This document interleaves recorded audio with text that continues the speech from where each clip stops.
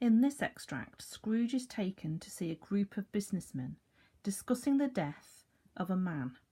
They display no interest in attending his funeral. The man is Scrooge himself. The spirit stopped beside one little knot of businessmen. Observing that the hand was pointed to them, Scrooge advanced to listen to their talk.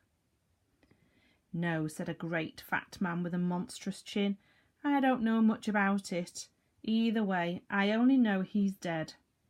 "When did he die?" inquired another. "Last night, I believe."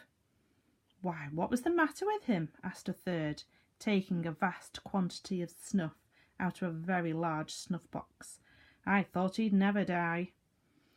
"Oh, God knows," said the first with a yawn. "What has he done with his money?" asked a red-faced gentleman with a pendulous excrescence at the end of his nose that shook like the gills of a turkey-cock. "I haven't heard," said the man with a large chin, yawning again. "Left it to his company, perhaps. He hasn't left it to me, that's all I know." This pleasantry was received with a general laugh.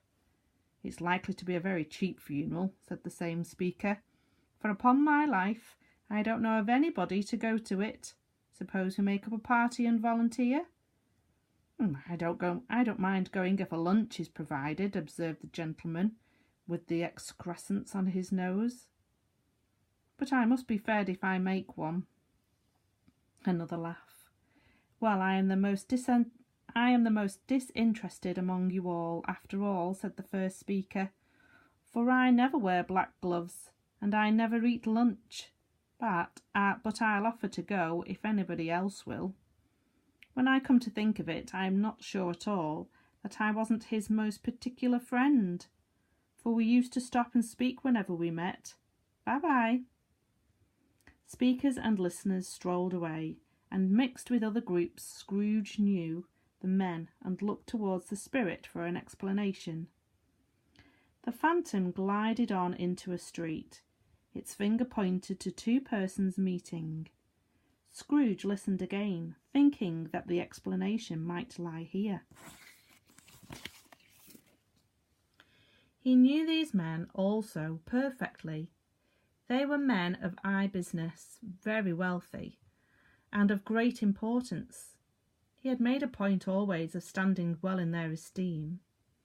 In a business point of view, that is, strictly in a business point of view. "How are you?" said one.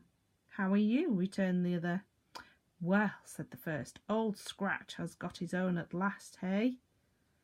"So I am told," returned the second. "Cold, isn't it?" "Seasonable for Christmas time.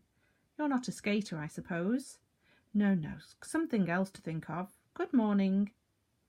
Not another word. That was their meeting, their conversation, and their parting.